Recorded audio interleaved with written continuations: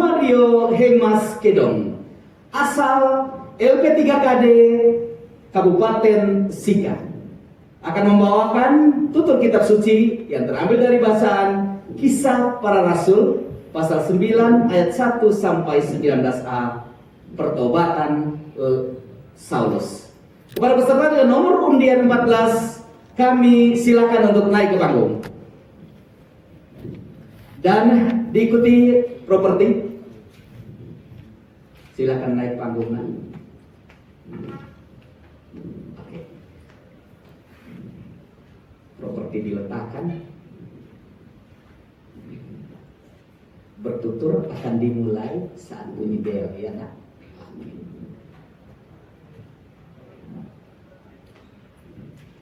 Francisco, silakan bertutur mulai setelah bel dibunyikan. Bel dibunyikan.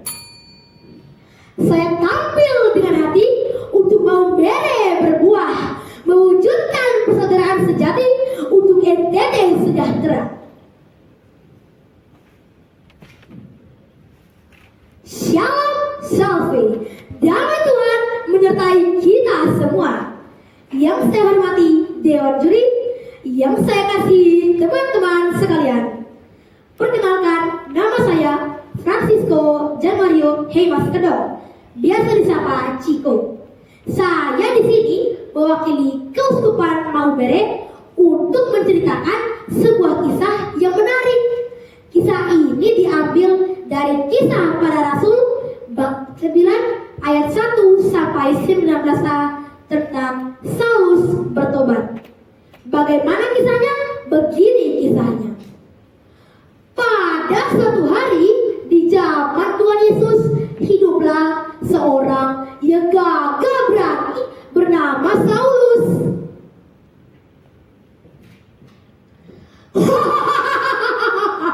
Akulah Saulus, tidak ada seorang pun yang berani menantang aku.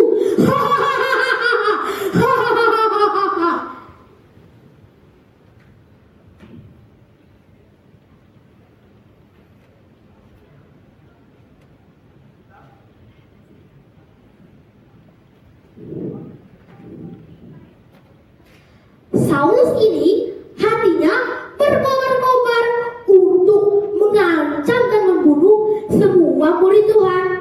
Ia pergi meminta surat kuasa kepada Imam Agung untuk diberikannya kepada majelis-majelis Yahudi di kota Damsyik.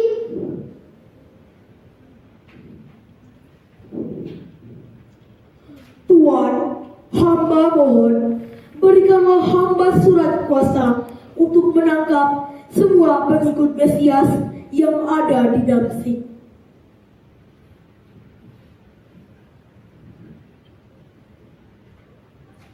Ambillah, pergilah, bawa mereka semua ke hadapanku. Akan kupastikan mereka semua bertukuk lutut di hadapanku.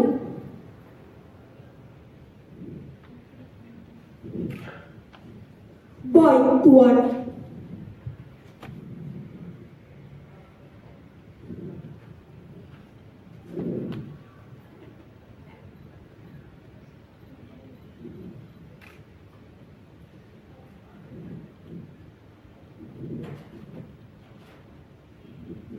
Setelah mendapatkan surat kuasa dari Imam Agung, maka Saulus pun segera memulai perjalanannya ke kota Damsyik.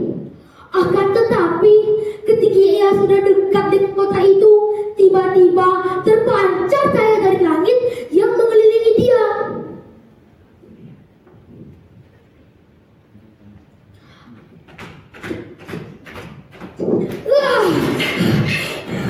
Cahaya apa ini?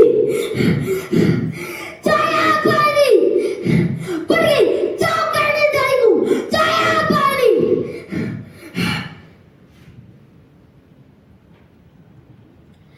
Di tengah-tengah bersiap Saulus, tiba-tiba terdengarlah suara. Saulus, Saulus, mengapa engkau menganiaya aku?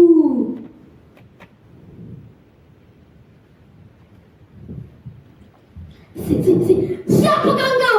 Siapa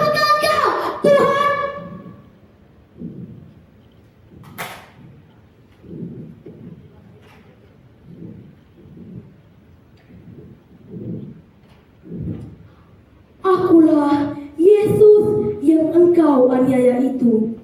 Akan tetapi bangunlah dan masuklah ke dalam kota. Di sana akan diberitahukan kepadamu apa yang harus kau perbuat.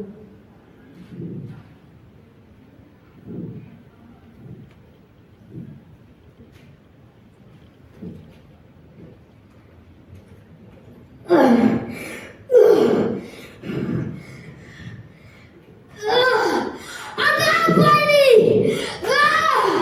Ada apa ini? Aku tidak dapat melihat apa-apa. Ada apa ini? Ada apa ini? Tuhan, di manakah Engkau? Mengapa Engkau rela meninggalkan aku seperti ini?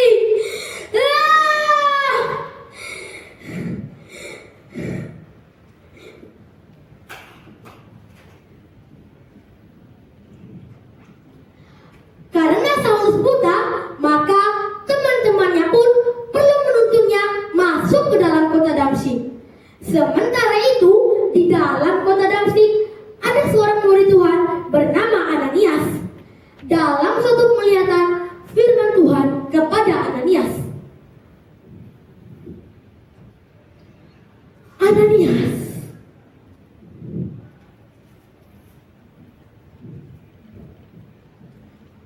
Ya, ini aku Tuhan.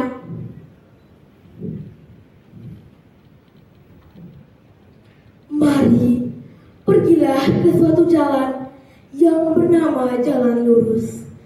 Carilah di rumah Yudas seorang dari Tarsus yang bernama Saulus. Dalam suatu penglihatan, ia melihat seorang bernama Ananias menumpangkan tangannya di atasnya supaya ia dapat melihat lagi.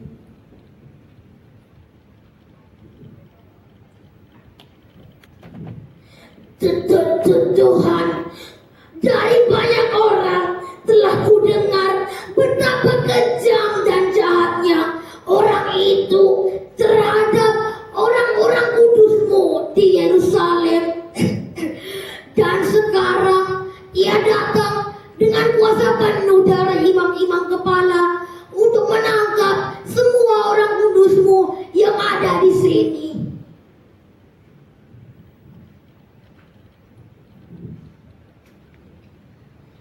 Pergilah, sebab orang ini adalah alat pilihanku untuk mewartakan namaku kepada raja-raja, bangsa Israel, dan bangsa-bangsa lain. Aku sendiri akan menunjukkan kepadanya betapa banyak penderitaan yang harus ia tanggung oleh karena namaku.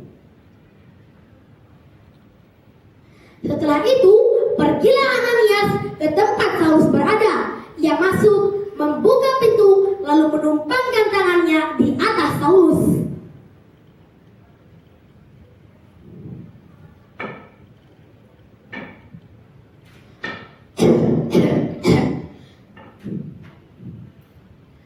Saulus, saudaraku, Tuhan Yesus sendiri telah menampakkan diri kepadamu. Oleh karenanya, ia menyuruh aku datang ke sini supaya engkau dapat melihat lagi dan penuh dengan Roh Kudus.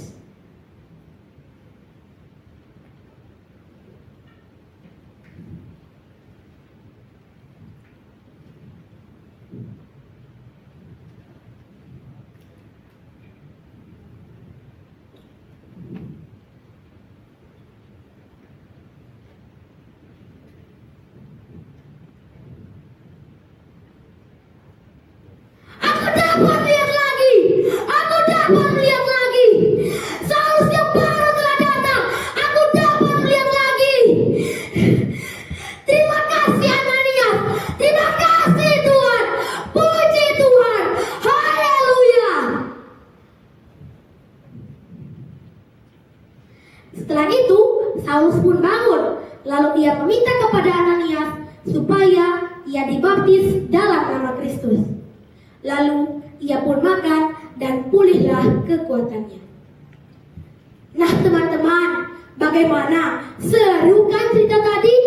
Kira-kira apa ya kita ambil dari kisah Saulus bertobat. Jadi, pesan yang dapat kita ambil dari kisah Saulus bertobat adalah bahwa kita harus menjadi orang yang rendah hati. Kita tidak boleh seperti Saulus yang sombong, yang merasa diri hebat, yang merasa diri paling kuat.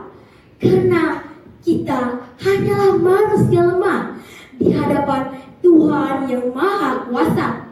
Kita perlu bertobat, berdamai dengan diri sendiri dan siapa saja. Kita perlu meminta maaf, kita perlu saling menghargai, kita perlu saling menghormati semua saudara yang berbeda dengan kita.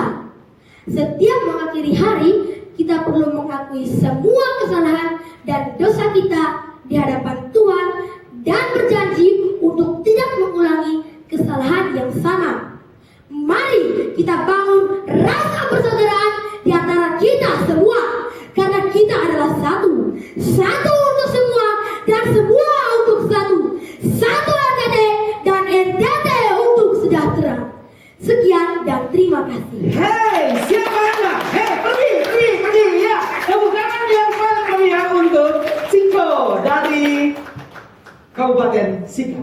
Ya, terima kasih nak, luar lihat itu sini. Sekali lagi kita berikan tepuk tangan.